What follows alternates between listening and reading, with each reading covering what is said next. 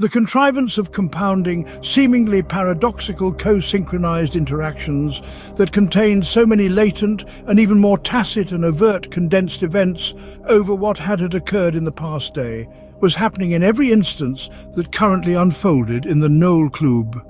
The bartender's name was Skarg Skolaron, and he too had craved a long line of flavoured midnight dust. His mind had wandered on his last phase in the simulated epic nautical battle, and he had lost a crucial outrigate and catamacaria and several minor older triremes. For such a large and crucial wager, they had both insisted on the largest and most complex version of Draednought to be set up and played to conclusion. Then there was the complex and intricate violent mass pub brawl that had erupted after Jack Corrigan had been denied the win in Draednought that he anticipated because of a smoke break, that he was certain he would enjoy to its fullest when he had dealt with the bitter old man who had opposed him in the 3-cubed and then J-cubed days. They had both been reduced to only a few ships. However, because of the fairly complicated house rules that were popular in the underworld of the general region, additional craft could be purchased by the patrons if they were losing. This was good for business, and Skarg was losing badly to Jack at a game he was seldom troubled with achieving overwhelming victory in. Moreover, the grizzled ex-soldier/dealer/bounty hunter vigilante was not resorting to magical trickery.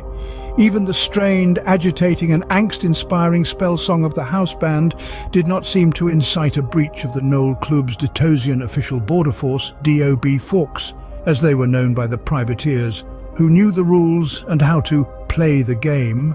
Bylaw policy to execute cheaters by launching them from the torsion catapult from the balcony on the 5th-story tower that was permanently mounted there for that reason alone onto the hardened pier just short of the estuary. The withered old ex-man of the sea was learning tactics and insight from Jack, and he from Skarg, improving exponentially. He knew that Jack would not react well to losing by default upon leaving the table, especially since he suspected that Jack had little prospect of victory in the fixed game of strategy, unless he won in a single phase, which was what a turn was called. This is because, although the supply of miniature naval vessels was quite extensive, people bet their lives, servitude, and even their very souls on this game. The reason was that Skarg Skolaron could manipulate the price of replacement vessels on the battle pool. A casual observer could have surmised that a violent melee, low-level spell song and gunfight had broken out in a violent seaside pirate fortress tavern as the far side of the external Mead Garden's elaborate pool erupted into a blasting line of detonating, then splashing pressurized alkali-based solvent and lines of violet light.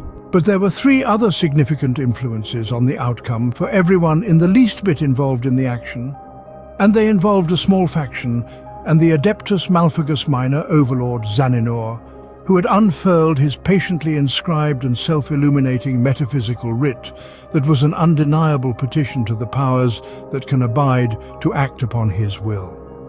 The group of rebellious escapees readied their explosive charges. Kamislav took cover,